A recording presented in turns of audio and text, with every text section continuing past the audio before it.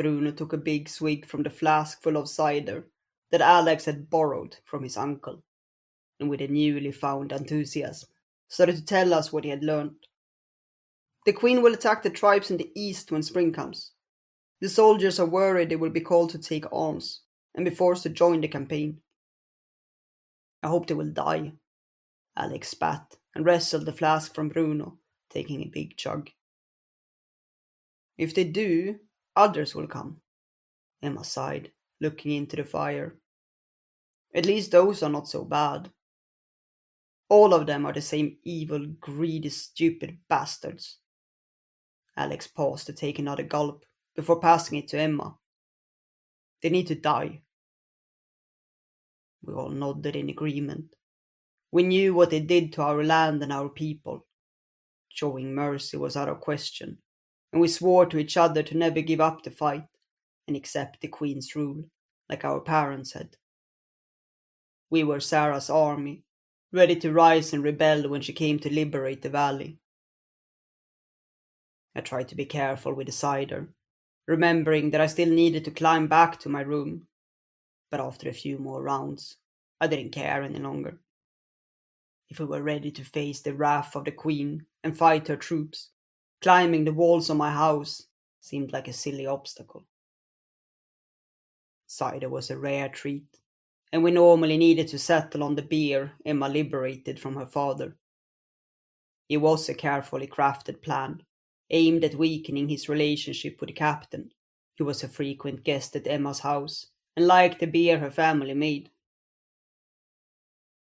So, Bruno took another swig. What shall we do next? We stayed silent, avoiding looking at each other. It was obvious we needed to warn Sara about the Queen's intentions, but if she didn't come to free us before the spring, how would we do it? Maybe Sara has spies here, Emma said carefully. If we find them, we could tell them about it. Don't be stupid, Alex frowned. If Sara had any spies here, she would know about the Queen's plans already. Right. Emma took another swing and passed the flask to me. I don't think she has any in the valley. I took a big gulp of the cider and looked at the fire. Except us. Everyone looked at me and nodded. We are her army, Bruno cried. We are her army, we hollered back. We need to find her and tell her about the Queen's plans. I finished the flask and threw it on the ground. Everyone cheered at my plan. For some reason, they rarely cheered at my ideas, but this time it was different. I smiled, feeling extremely proud.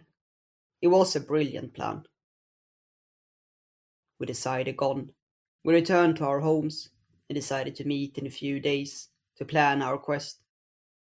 There was so much to do. We needed to gather supplies, find out where Sara was, and find a way to sneak out of the valley without raising any suspicions from our parents. We also had to find a way not to make them suspicious, since we would be gone for weeks.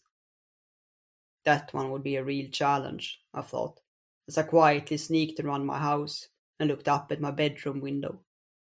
It seemed to be much higher than I remembered it to.